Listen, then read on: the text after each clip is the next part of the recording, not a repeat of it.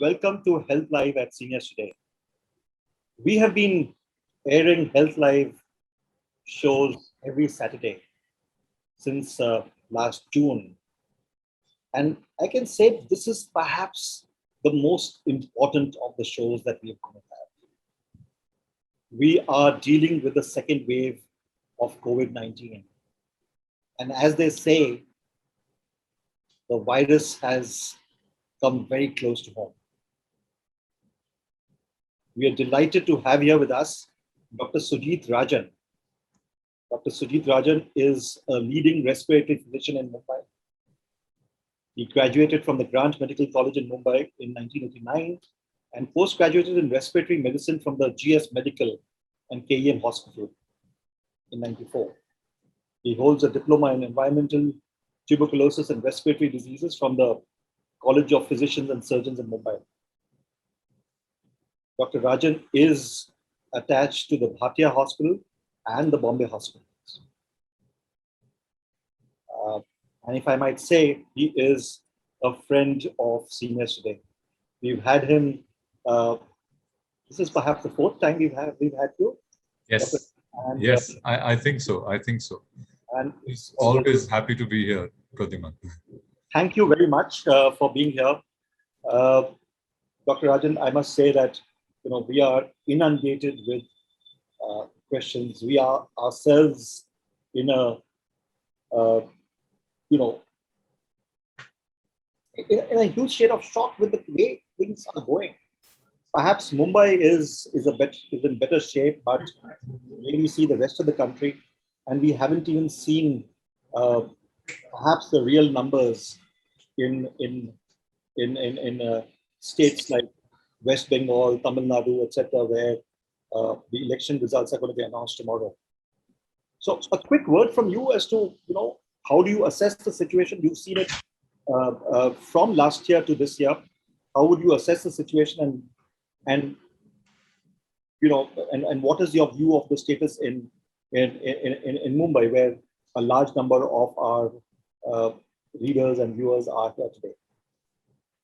So, Pradyuman, it's if you have to compare it to last year, I think we are getting definitely more sicker patients in the hospital, or basically the beds are being occupied by much more sick patients in ICU beds and on the wards.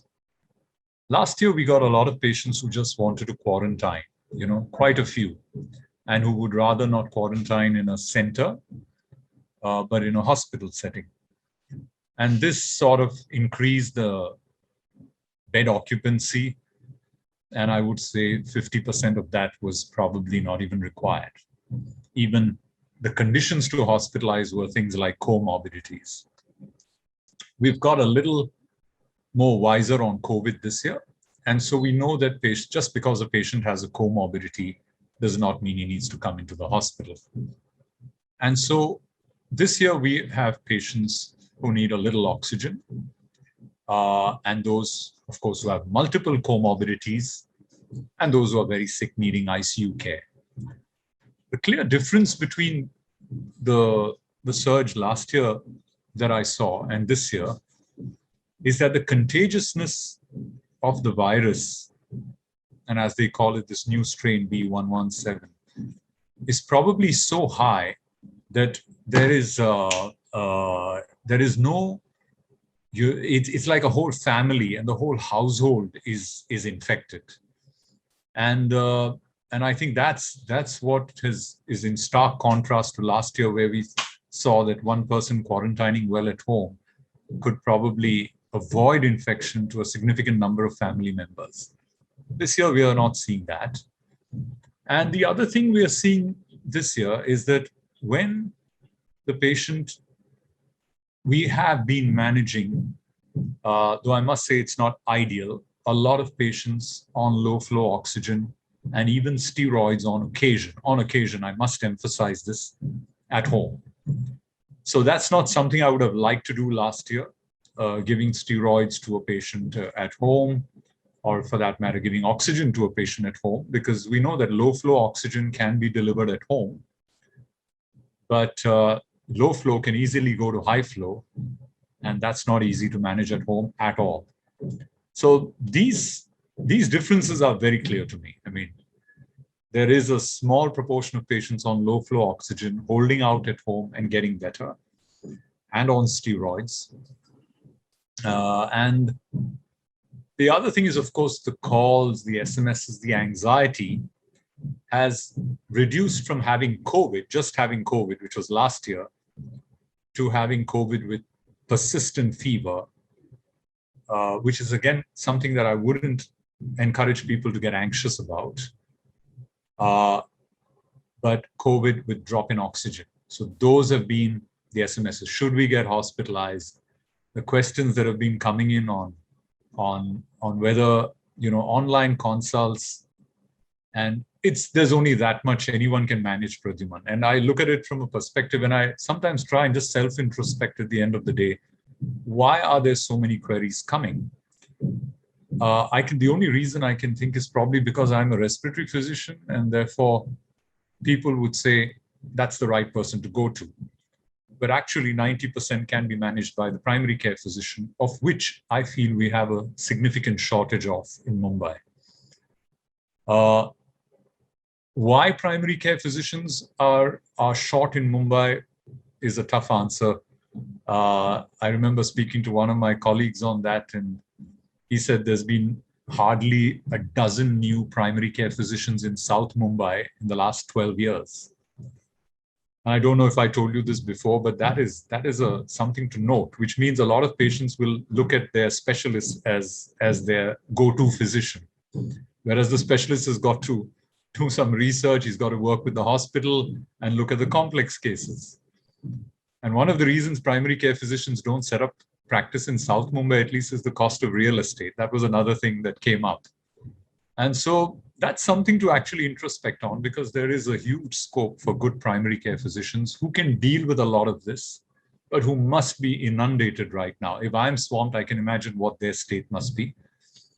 But simple messages of reassurance that, a lot of patients can be managed at home, not to take a lot of unnecessary drugs, which I can discuss forever, actually, not to do unnecessary imaging scans. And we can go into all that. I mean, that to me, it's been a pandemic of CT scans, if you ask me, of sorts, which I would encourage people not to go and get done.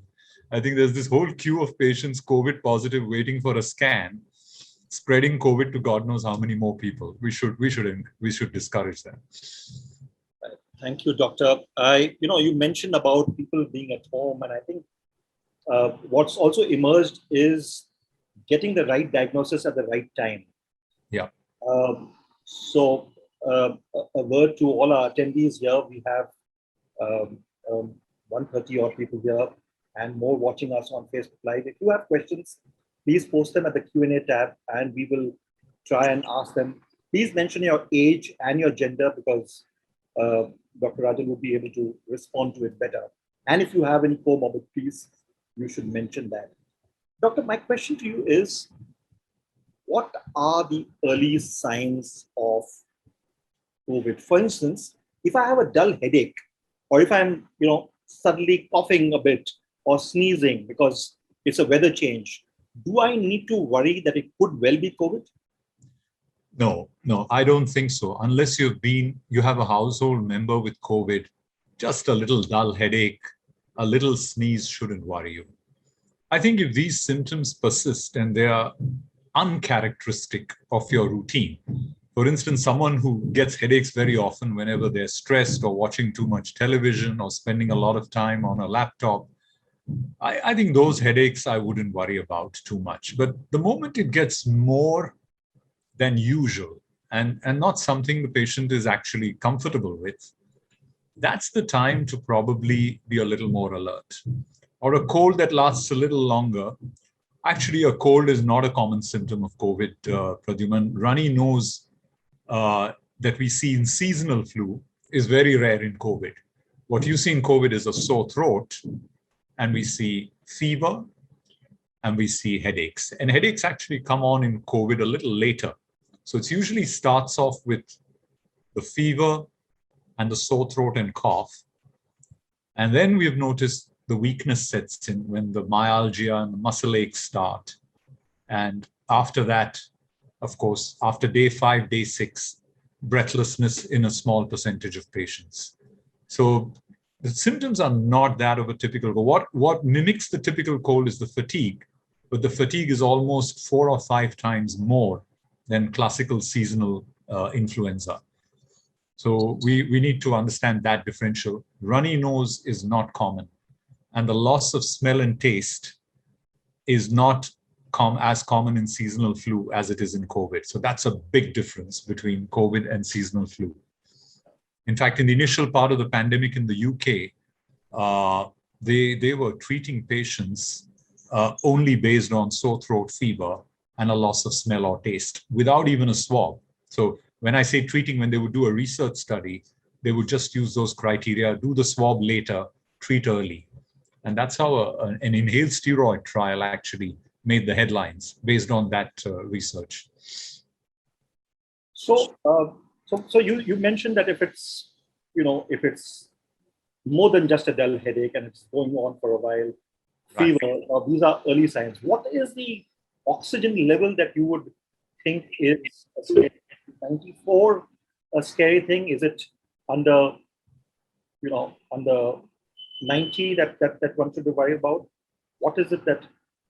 So it's important to understand that if you are living at sea level, which is say Mumbai, where I live and many people in India live, then above 95% is usually a normal oxygen saturation. And I think that is not written in stone, Pradyuman. If you're obese and you lie down and you have a big paunch, that paunch is going to push on your lung and drop that saturation to 94, 93, even during normal days. So I've seen people get panicked, or panic when they see a 94, 93 when they lie down. And if they're overweight, that's pretty normal. If they have sleep apnea, for instance, it tends to go a percentage or 2 points down when they lie down. And when they snore, even lower. But that's because they're snoring and their upper airway is closing. It's not because of COVID pneumonia. So at sea level, I would look at 95%. And consistently going below 95, and if people have been checking their saturation periodically, they would have a rough idea of where their normal saturations are. So consistently going 2 or 3 points below that, I think is something to be concerned about. Also, a little walk test, which I'm sure many doctors have now been advising them, which we've been used to walk tests pre-COVID pandemic, Pradyuman, because it's a standard test for respiratory lung function. And a 3 percentage point reduction in your saturation after a walk. So if you're saturating at 96 and after a 5 to 6 minute walk, you go down to 93 or below, that's a concern. Normally, our saturation should go up after walking because we are upright, lungs are better expanded, carrying in more oxygen to our blood. So a drop and consistent, and I always mention here consistent because we've had patients who mail us in panic, suddenly 192 reading. And I say, look, 192, the finger's a little bit cold, the circulation is bad, you can get a 90, 91. So just rub your palms together, warm the fingers so that the circulation is better, recheck the saturation. And that's the accurate one. And since a fair number of people would have bought the oximeter a year back, yes, is it a wise thing to buy a new one after a year, or? If you're getting faulty readings, because many of these pulse oximeters they're good. They're pretty good. They're made in Taiwan and China at a low cost. They're not too bad, Pradyuman, but I think if it's gone on for a year and you're seeing some faulty readings, you may want to buy a second one. Okay, there are some, of course, very good brands which last 2-3 years. One made by a company called Nonin, American company. It's a bit more expensive though. It's about 8,000 to 10,000 rupees. But But by and large, the other ones work equally well. So I think a change after a year is very good, but if you can use it for longer than a year as well. Doctor, the government has allowed for the gifting of oxygen concentrators yesterday. And there are a host of people, on WhatsApp groups, etc., who are talking about buying a concentrator just in case one needs it. Right. Do you think it's a wise thing to do that? Just buying a concentrator doesn't make sense, because concentrator is probably as big as a window air conditioner. It's not a small device. And I would not recommend managing patients at home on oxygen anyways, okay? Because we are in a pandemic and because there's a bed shortage, I think this is what's happening. Now, I still see about 20% of patients on hospital beds who probably don't need to be in the hospital, who could be just monitored at home by their general practitioner. But probably the general practitioner is overloaded, doesn't want to take a chance, the family is scared and they've landed up in hospital. Those beds, Pradyuman, could probably be easily, in fact, in the end of February or March, early March, I think there were 50% of patients were there who didn't need oxygen on hospital beds. Why were they there? I mean, for various reasons. I mean, including hospital logistical issues, a resident doctor sharing a room with another resident doctor. Where do you place him? He's come from, up country. He doesn't have a place to stay. He will be admitted on a hospital bed. So beds get occupied like that. Right now, I think it's down to 20 to 30% who really don't need that bed. And therefore, they could all be substituted with patients who need oxygen and can be monitored in the hospital. But I think there is this tendency now to want to buy a concentrator because it can buy time. And buying time is very important in these days. Also, we can manage patients on low flow oxygen at home. But please remember, that requires someone to monitor you. It's not as simple as just taking oxygen. You may need steroid. In fact, you in all likelihood need steroid. You may need remdesivir, and how are you going to manage that at home each time? You may need, an antibiotic, very unlikely, but an anticoagulant, especially if it's an elderly patient who can't move much, then you need an anticoagulant. And for all that, how do you manage at home? It's almost like the general practitioner or me managing another hospitalized patient at home. And I can do it for a couple of patients, maybe who I've known for a long time and who are just resistant to hospitalization or who can't get a bed, which is a genuine case. But I can tell you that is rare. I have seen more patients wanting to be managed at home on oxygen for reasons of being scared to go to a hospital which is stretched at capacity. And I think that is the reason many people are looking forward to being managed at home with a concentrator. So the message to everyone should be, I think a concentrator for a whole society, not a bad idea till you get your patient in to a hospital. But to just keep concentrators in everyone's home, I think is a bit of an overkill. It's just that it is impossible to get oxygen. I can tell you, I was trying for a friend's husband this afternoon. I spent 5 hours. Sure. Organized in Noida. Yeah. And a host of friends sent me various numbers and lists, etc. And almost all of them said, "Sorry, we can't provide you." So it's right. Just that is a fear, and that's the question we receive. I get what you mean. I hear where you're coming from. Now, Delhi, I don't know Delhi and how its healthcare system works. I find Delhi's healthcare system works a little different from Mumbai.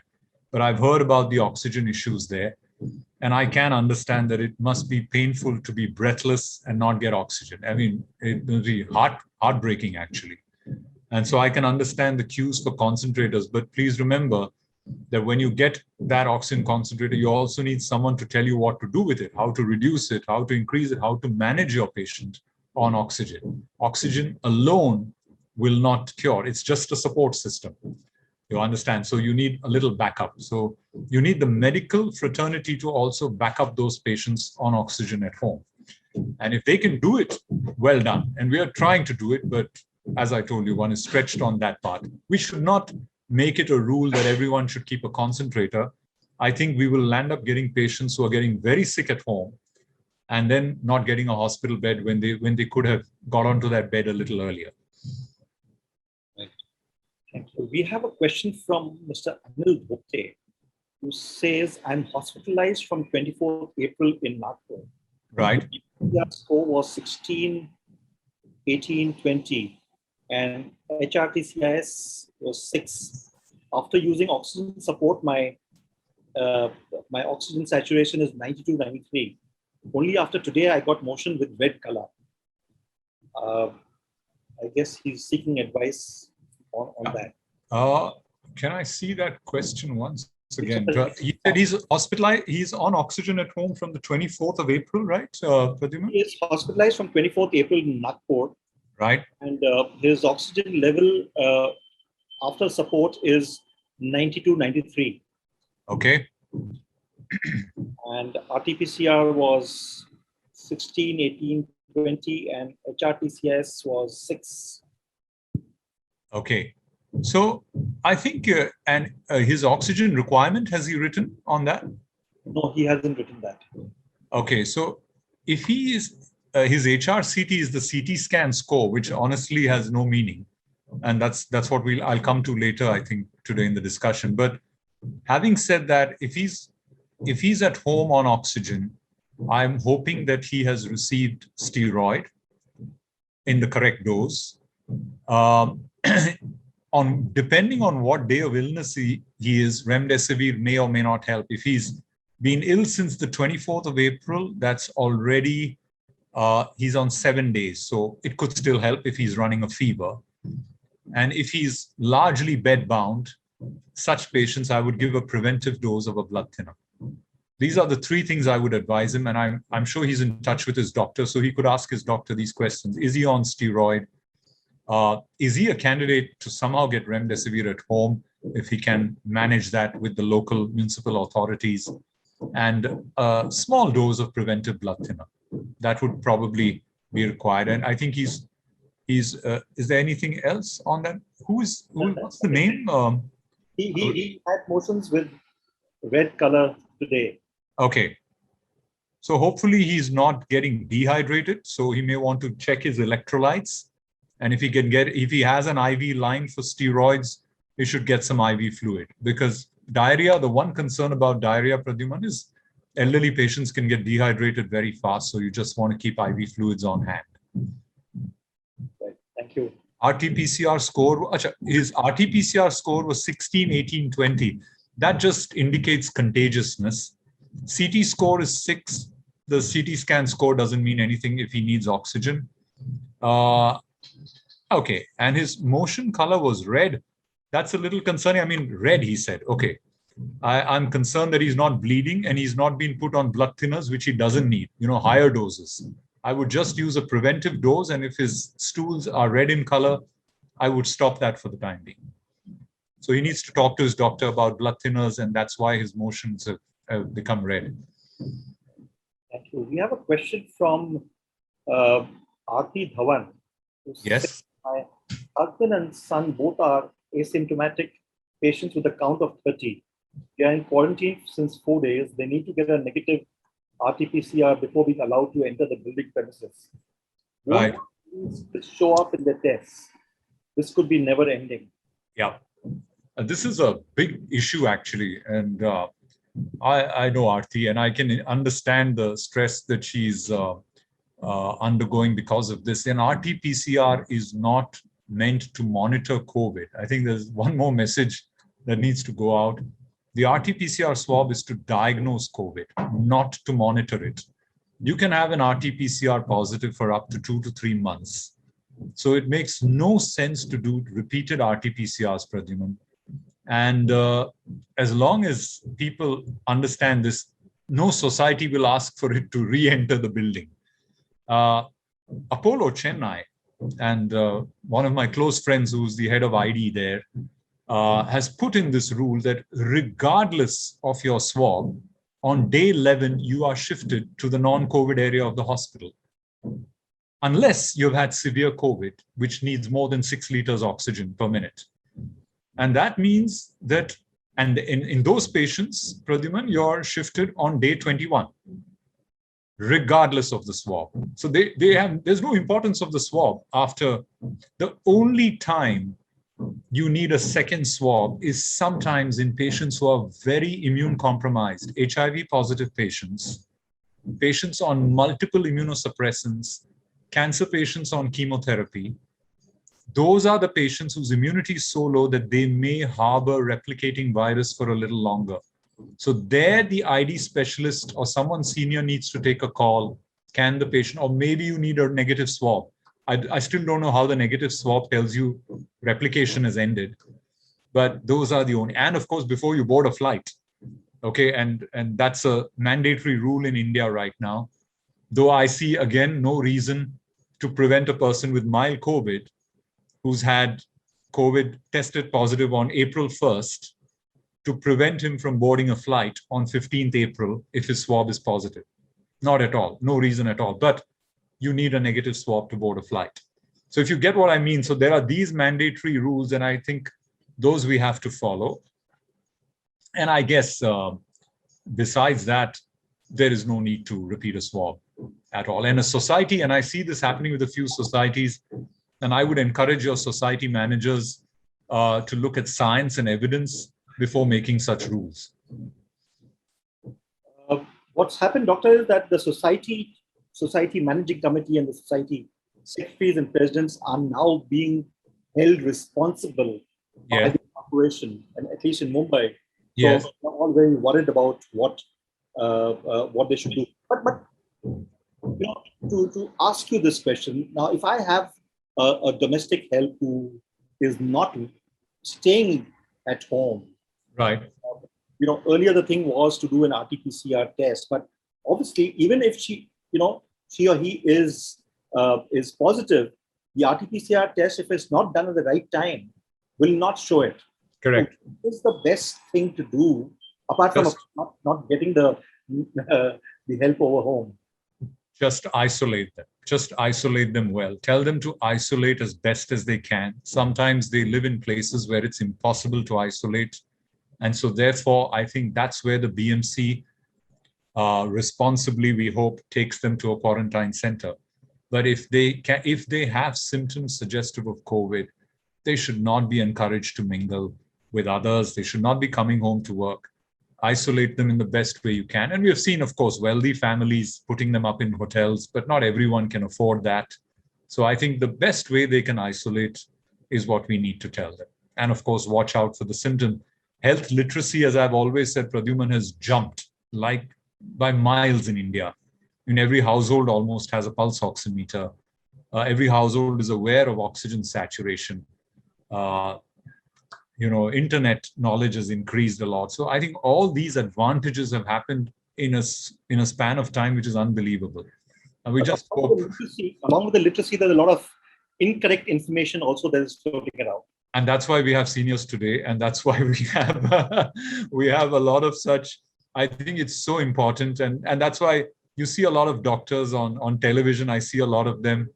I did come on once, but I really feel that's an opportunity on television to dispel myths. There are so many of them which are not often dispelled on television. And I would be happy to. And one of them is, please don't do scans. I can tell you there is nothing achieved in a patient with a normal oxygen saturation in doing a scan. 90% of those scans will show some haziness. It is not going to change your management. What changes management is a drop in oxygen level. And so I think we need to tell this to patients. And people are stepping out to do scans without, infecting more people. They're actually going out of quarantine for that. And we have the luxury in Mumbai of home blood collection. Tell me which countries in the world have that in a hurry. They don't. People have to drive themselves to a lab and get blood collections done. So if we need blood tests, if your doctor feels you need blood tests, you can call someone home, they come. And these are big advantages in India, which many other countries don't have. Doctor, there are 3 questions on the domestic health that thing has come. doctor, what should we do? Should we get the domestic help or not at home? Because it's impossible to know whether she is positive or not. You're talking of part-time, am I right? That's right. I think it's okay. As long as the domestic help wears a mask, stays a bit of distance from you, and is responsible enough to not come to work if they have symptoms. And I would implore everyone to tell their domestic helps that if they are unwell, they will pay them for the days they are not at work. But please be responsible and don't come to work. And this needs a little education to them. And I think if there are elderly, vulnerable people at home, while the domestic help is working, maybe the elderly person or the vulnerable person can be in another room or, step away a little bit at that time and wear a mask. The only time our mask should come down is when we are with immediate family who have not got COVID, of course. That's the time our mask should come down. Otherwise, the mask, once we step out of the house, the mask should be on all the time. Doctor, we have a question from Mr. Gurdeep Shaw, once again on the RT-PCR test. He says, his question is, does the RT-PCR test only detect COVID-19 infection or does it show other viral infections also? This is because there are murmurs that the RT-PCR is not very accurate and it shows positive even if it's a regular viral infection. No. So I must tell Sudeep that that's very rare, very, very rare. RT-PCR for COVID-19, the false positivity rate is extremely low.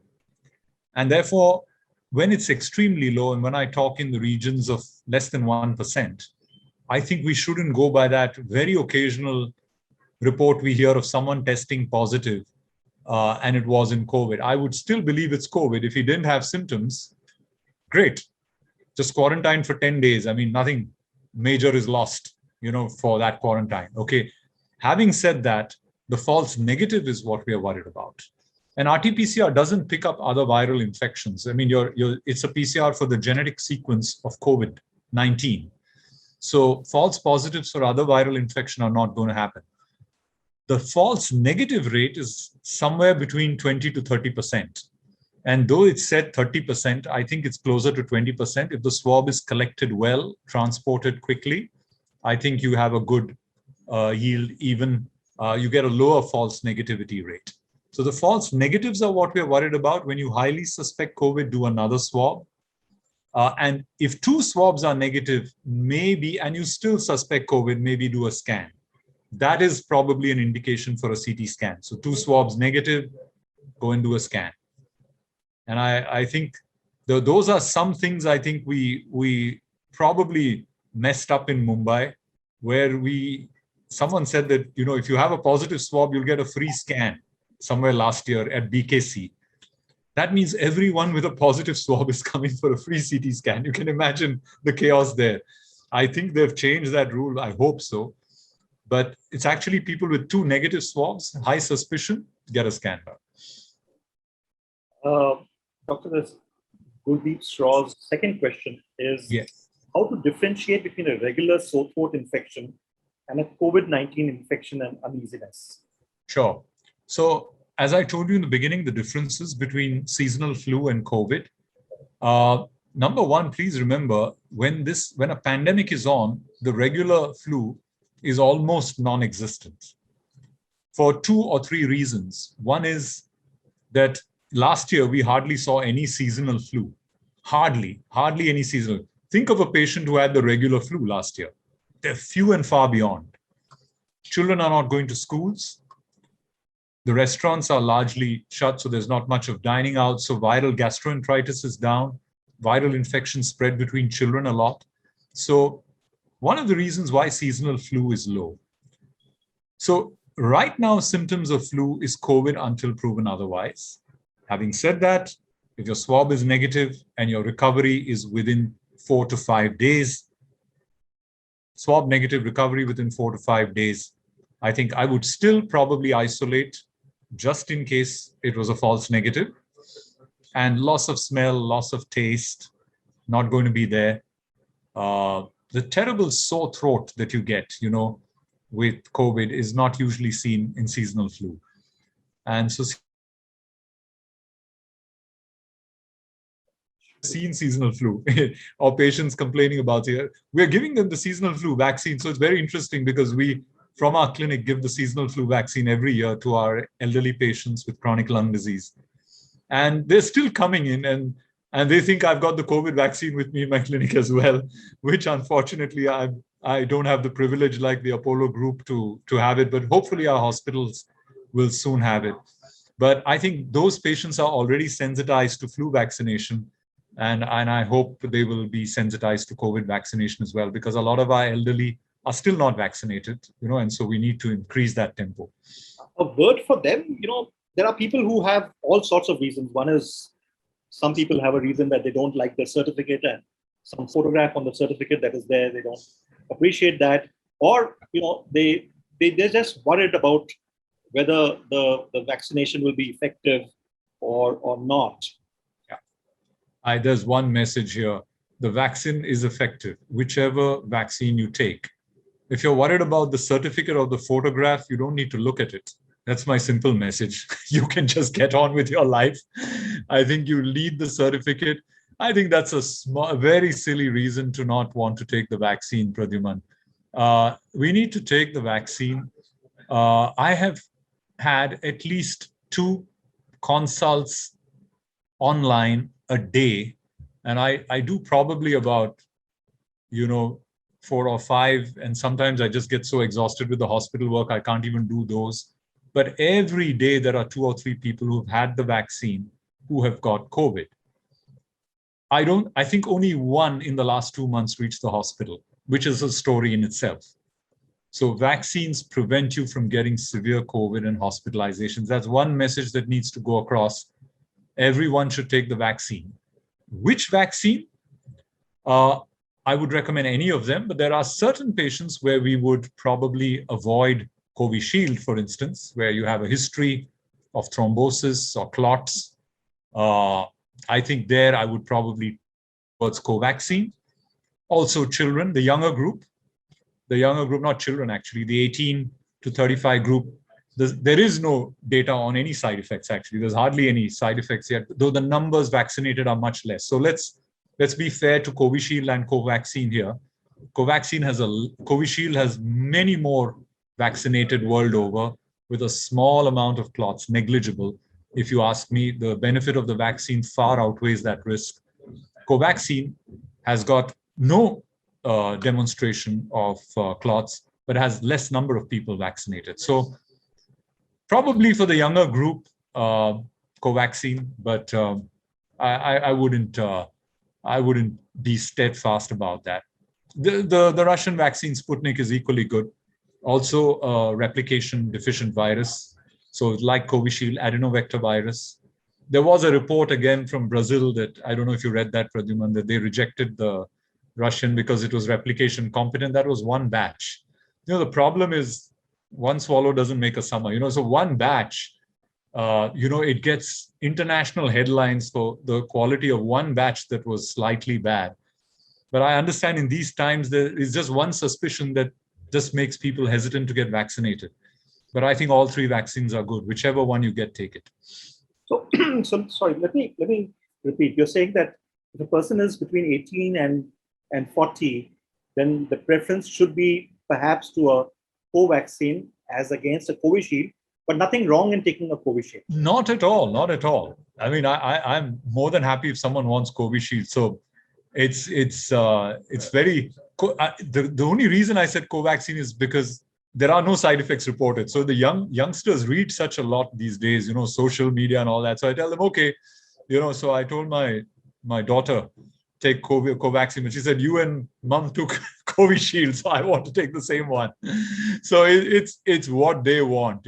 I think the youngsters are pretty bright in our country, and I think we should allow them to take the vaccine they want. Both are good. Let that message get across. Take whichever you get. Thank you. We have a question from someone who says, I'm 68. I have taken both my shots. Yep. Is it possible that I could get COVID, and are there any tablets that I could take as a precaution? Right. It is possible you will get COVID. The vaccine is not a guarantee. It's like I compare it to a seatbelt, Pradyuman. You wear a seatbelt, you're less likely to crash your car, but it doesn't prevent you from crashing your car. If you drive recklessly, you will still crash it. So I think the same way, to prevent serious injury to you, the vaccine is so important, but you could still get it. And having said that, there is no preventive drugs you need to take. I see people popping in pills when one member of the house has got COVID to prevent COVID. Please understand there is absolutely no evidence in doing that. Right. We have a question from Prachi Shah. Says, if my full family has got tested positive last year in October 2020, the elderly people have got their 2 shots, rest are awaiting. What are the chances of catching the virus again? Well, you answered this question, but I guess they got it last year, right? So if they got it last year, the chances of catching the virus again are there, but they're small. A lot depends on how their immune memory is, and we don't know that. Everyone's immune memory is different. And there is a strong suggestion now worldwide that everyone will need a booster dose after a year. And so you could take the other vaccine maybe after a year, which I'm contemplating. If I took Covishield in January, February this year, I'm contemplating taking Covaxin next year maybe. So we will know a lot more in 3 or 4 months' time. And I think if we do this session in August, September, I think I'll have a little more information on that, Pradyuman. There's also a role of a nasal vaccine, which Bharat Biotech is developing. And those trials will be over in 3 months. And the nasal Covaxin would be possibly a great booster to take then, and safer. And people, many people don't like injections. So it will be just a squirt in each nostril, or 2 squirts in each nostril, I think. We have a question from Mr. Harsh Goenka, who asks, is the BioFire test as good as the Rtpcr? Not really, Harsh. No. The BioFire is not a recommend. BioFire brings up a lot of other viruses, atypical bacteria. So it's a great test for an acute viral pneumonia coming into the ICU. I have seen all of 2 this whole year, viral pneumonias which are non-COVID coming to ICU. So I'm sure there are more than 2. It's just that I've seen 2. And in those patients, a BioFire could be useful. A lot of these patients with these acute viral pneumonias settle with just supportive care, sometimes needing steroid. And so the BioFire is a very expensive test. And so we must use it judiciously. Having said that, the atypical bacteria respond to azithromycin or clarithromycin. So most of these patients, when they land up in ICU, Harsh, would get azithromycin or clarithromycin, oxygen, and supportive care, which is all they need. The virus will just probably take care on its own. And if the COVID is negative, you'd probably like to give them oseltamivir, which is anti-flu, or Tamiflu, which is H1N1, because we often forget to test for H1N1 in this pandemic. And the BioFire will pick up H1N1, which is a good point. Thanks. We have a question from Mr. Ramesh Lakotia, who says, do we need to do an antibody test after taking 2 shots? And how much antibodies should we have to protect ourselves from COVID-19? You don't need to do antibody tests at all. I've seen, again, this is another misconception, that first do the antibody test, then take the vaccine. Regardless of your antibody response to COVID infection, take the vaccine. And so if you've had COVID, you can take the vaccine on the scheduled date that you had to take it. If it was the 2nd dose, or if you plan to take the 1st dose. Some people want to wait till they feel a little better. So I tell them 4 weeks after you first develop symptoms. So April 1st, if you had your first symptoms of COVID, take the dose that you needed to take on 1st of May. The only reason to delay it, as far as I know there's no great evidence in this space, Pradyuman, is if you've had plasma therapy, or you have received a drug called tocilizumab, which is a monoclonal antibody, or any monoclonal antibody for that matter. If it was given to you in the ICU, or plasma, you should delay your vaccine for 3 months from that dose. Right. We have a question from someone who's asked, those who have taken 2 shots of Covishield, do they have to take an EcoSprint to stop having clots? Not at all. Not at all. Again, too many blood thinners being used. I think we need to discourage that. And then people don't know when to stop the blood thinner. So I think blood thinners, please let a specialist decide on, or ask your primary care physician to talk to a cardiologist or a specialist, because they have their own side effects. Okay, bleeding. So don't randomly take drugs like aspirin. We know that aspirin has no role for primary prevention anyway of heart disease, and there's good evidence on that. It's only when you've had a heart attack that you take it. So just taking aspirin, there's lack of evidence on preventing heart disease. So we have to be careful with blood thinners, Pradyuman. Now, this is a question perhaps even I would have liked to ask. After taking a vaccination, first jab or the second, can one have moderate alcohol? I think you can. I don't see any reason not to have a little bit of alcohol. I think everyone is stressed enough these days. So maybe a glass of whiskey, as long as you don't binge drink. And binge drinking is, and I've often got this history, when we take our alcohol history. And if there's one message that has to go through seniors today, there are various stages of alcoholism, from enjoying an occasional drink to full-blown alcoholism. Binge drinking is one step before full-blown alcoholism. So if you're a binge drinker, you need to be very careful in general in life and after any kind of intervention that's been done on you. So please, just in moderation and occasional. That's what I would recommend. But the belief or what has been professed is that because you're trying to build your immunity through a vaccination, and that gets impacted because the alcohol impacts the immunity, or is that what? No, I don't think so. I really don't. I have not heard of any evidence of alcohol impacting the immune response. People are on steroids taking the vaccine. So we've been giving the vaccine to patients on steroids. Post-kidney transplant patients have been getting the vaccine. So we've had so many patients immune compromised taking it. I don't think a glass of whiskey is going to spoil that. So I know what to do this evening. We have a question from Mr. Vijay Malhotra. He says, I'm sick of respiratory diseases since the last 5 years. I'm highly asthmatic. I'm using Budamid 1 mg, ARZFF, Forglin, and Montag AB. So shall I continue the medicines that I'm better now? Please suggest. I'm male and age 66. So he's got chronic airway disease. He's on inhalers and Montelukast. Absolutely. There's no is the question about stopping these drugs? He's not got COVID, right? He's not mentioned that he's got COVID. Okay. Just even if you have chronic lung disease and you're on any medication, just continue the medication. There is no reason to stop the medication. And if you have a blood thinner for chronic lung disease, for instance, clots in your lung, please continue it.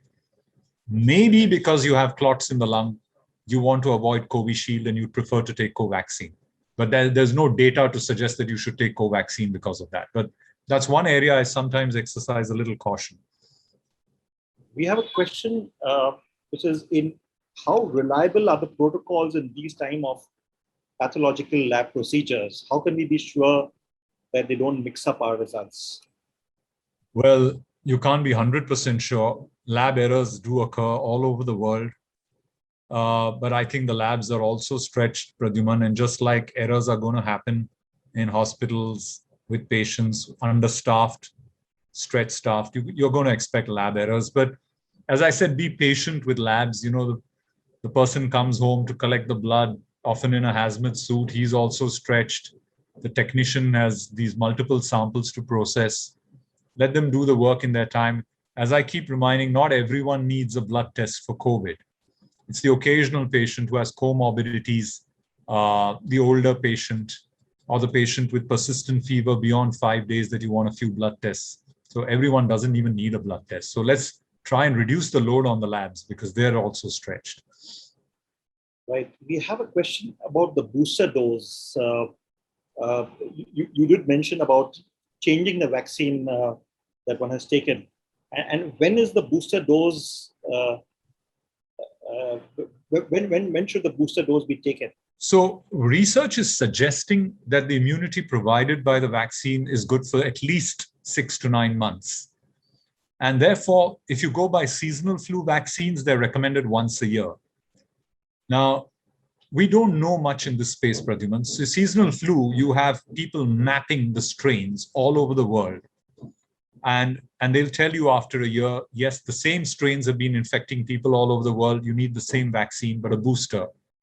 And in Mumbai, we vaccinate our patients somewhere around April because the peak flu season is May to August. And in, say, Delhi, the peak flu season is November to February. So Delhiites should vaccinate in October. Now, in COVID, strains are changing. I mean, we read about strains every, few days. And so obviously there are phenomenal researchers working on what the strains are and how these vaccines need to be tweaked. And I'm sure new lots as they're produced will be tweaked for that booster dose. And I would imagine, but I'm just speculating, it will be about a year after you've taken your dose, and it will be a single shot. And but this is all speculative. And hopefully that single shot will be fine-tuned for strains that have happened in the preceding 3 to 4 months. That's how flu vaccines are usually made. You look at the strains infecting people all over the world. So for seasonal flu, you have Northern Hemisphere and Southern Hemisphere strain vaccines. India is in the Northern Hemisphere, but the strains infecting India for seasonal flu are the Southern Hemisphere strains. So Indians are supposed to take the Southern Hemisphere flu vaccine every year. So it's for people who understand vaccines very well, and I understand them moderately well. Now, I wouldn't say very well. They would tell you, I think, that this is likely to be tweaked in the next 9 months to a year to adapt to new strains, and we may need a booster dose, I think. We have a question from Mr. Nagaraj, and that's also a question asked by somebody else. So how does one know when the corona patient has been cured completely, especially the ones who are self-quarantined? You mentioned about 14 days and 21 days, but how does a person assess himself? So cured means there is no replicating virus. How do you know there's no replicating virus? You need to take a swab and you need to culture for virus. That test currently, as far as I know, is only done in NIV at Pune, National Institute of Virology. And so obviously it's a research-based test. So to be foolproof that you're cured would mean a negative viral culture. Now, thankfully, we don't have to do that for everyone because we know from good research with labs like NIV Pune across the world that there is no replicating virus in almost everyone under the age of 50 by day 14 and almost negligible by day 10. And over the age of 50, very rarely you can see replicating virus up to day 20, very rarely. So by rule of thumb, we say by day 11, you can step out, but wear a mask at home for another week or two. If you've had COVID, you can step out of isolation. And for elderly patients or those who've had severe COVID, we would isolate them for 20 days or they're anyway in a hospital for 20 days, they're needing high flow oxygen. So a little more for patients who are immune compromised, I think. But by and large, day 11, you should be out of quarantine for most other patients with mild disease. Doctor, we have some 50 questions which are waiting to be answered. I'm going to just ask a few. Sure. So this is a question from Uvi Chedda, who asks, should one take a vaccine when he or she is on antibiotics like doxycycline? There is no role of any antibiotic in COVID-19. And yes, you're right. Many patients are prescribed an antibiotic, which is sort of a routine prescription by the GP. And many patients self-medicate with an antibiotic, hoping the fever will come down and they don't need to test. Please don't do that. I see very few instances of infection because people are not stepping out much. So we don't see the need for antibiotics, barring uncontrolled diabetic patients who get bacterial infections. Doxycycline, azithromycin, coamoxiclav or Augmentin, none of them have any role in COVID. We have a question from Mr. Pradeep Rathi about steam inhalation. Is it advisable when we are not COVID positive? You can take steam, Pradyuman, but again, it depends patient to patient. If you're going to be sitting in front of a steamer with a lot of people around you, you don't want to infect the other people because it's like an aerosol going into air. But if you're sitting in your room alone with steam, having COVID, that's fine with the windows open, no problem at all. Some people steam is water. It's not isotonic with our body fluids. So some people get irritation in the airway with steam. And so I tell them, if you're comfortable with it, you're okay with it, and you're careful with it because it's boiling hot water there, there's no problem. Right. We have a question from Mr. KP Malik, who says, why don't antibodies develop on time? Why that could happen? Why don't they develop on time after vaccine or after infection? After vaccine.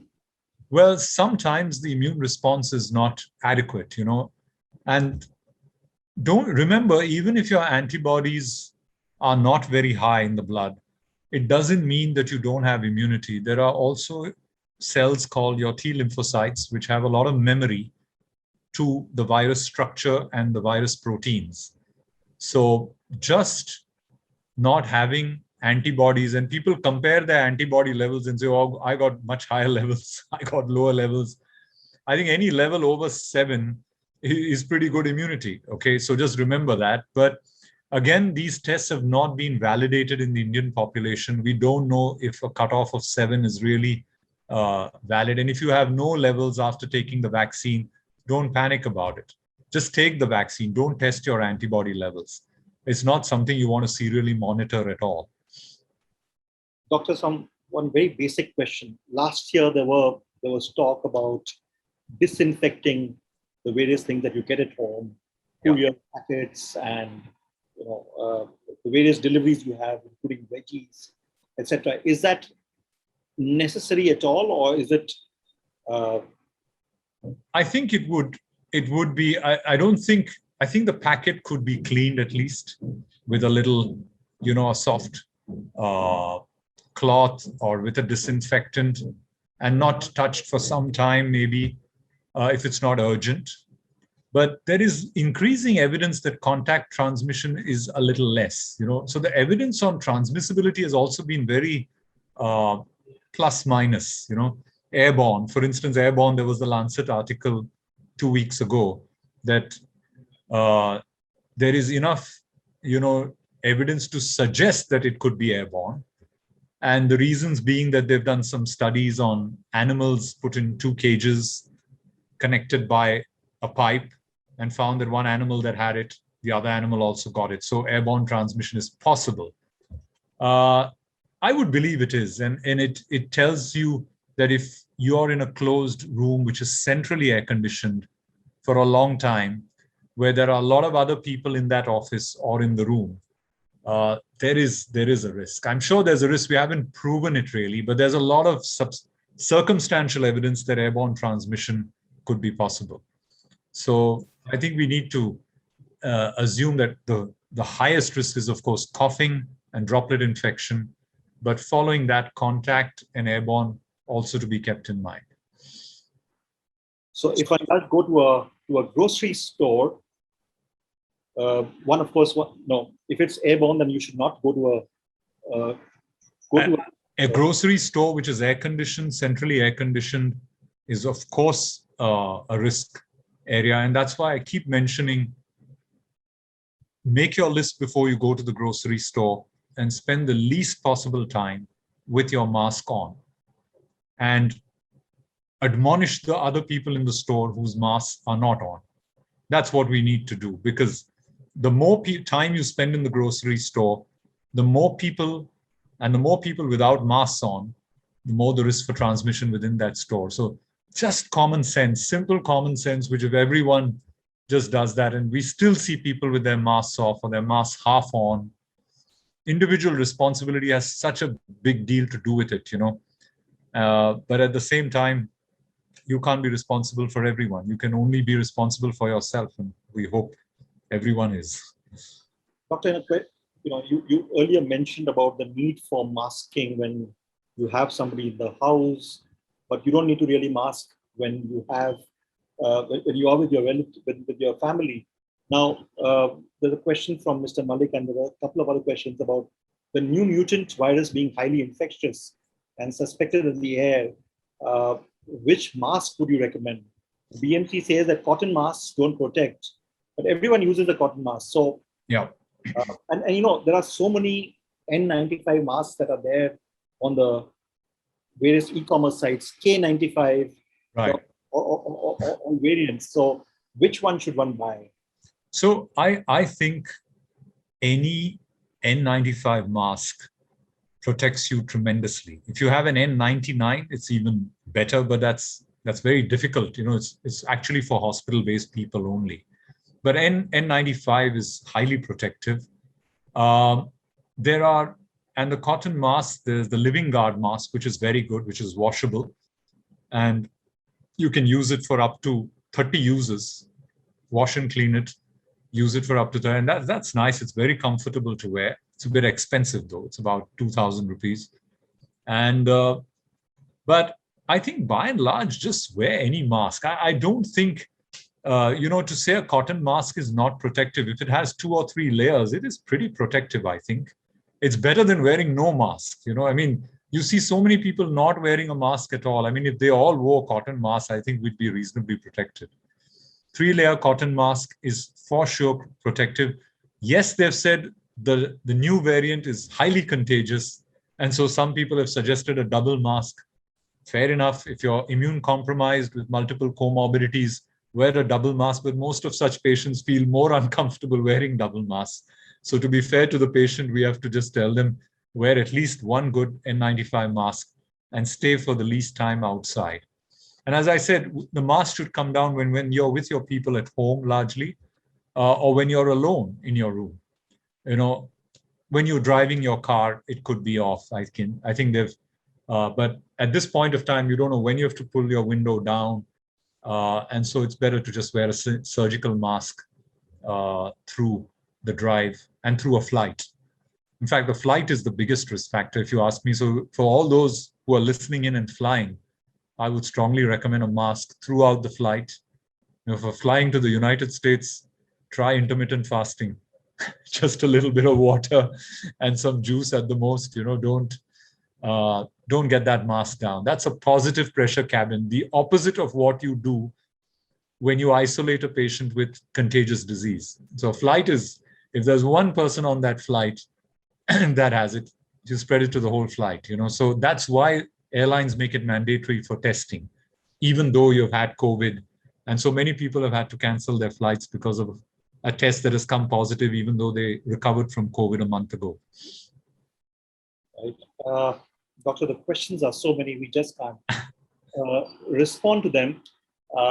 But there is somebody who's mentioned about, who's spoken about not being allowed to take the vaccine because he or she has had a skin infection. So are there any categories of people who you would think should worry about taking the vaccination at all? Not at all. The only people I'd probably be concerned with Covishield is someone who's had pulmonary embolism before, which is a clot in the lung or a clot anywhere in the body before. That patient, I may say, I would probably recommend Covaxin.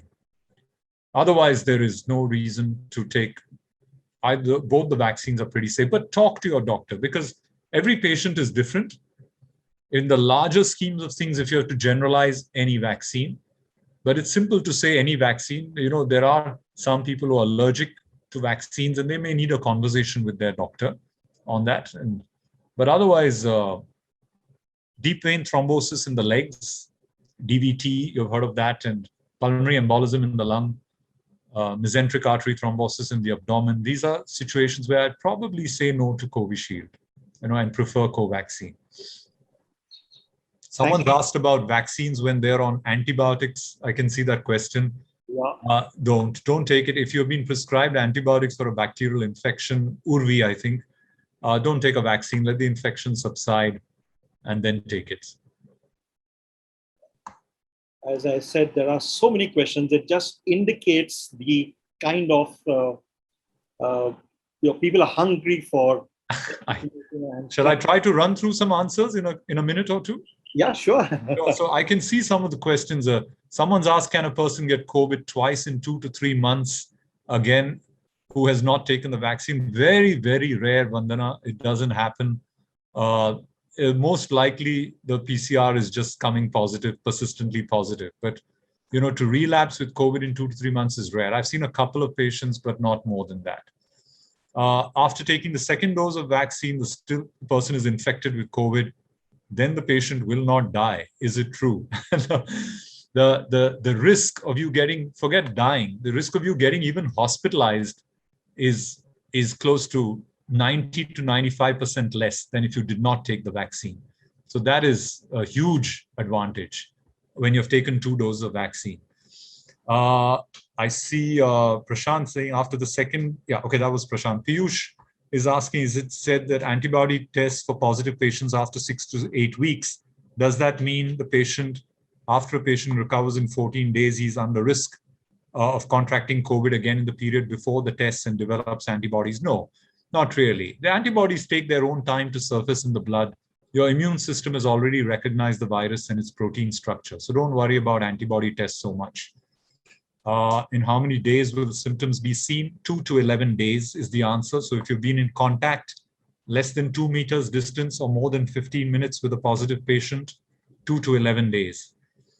And KV Lakshman is asking, after the first jab on March 11th, I was positive on 14th April. I was to take my second jab after 22nd April.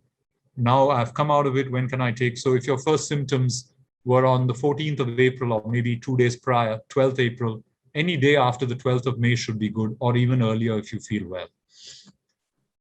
Great. Thank you very much, Doctor. We've spent over an hour looking at various questions. And to those of you who asked questions and I have not been able to ask them to Dr. Rajan, I'm sorry that we haven't been able to do it.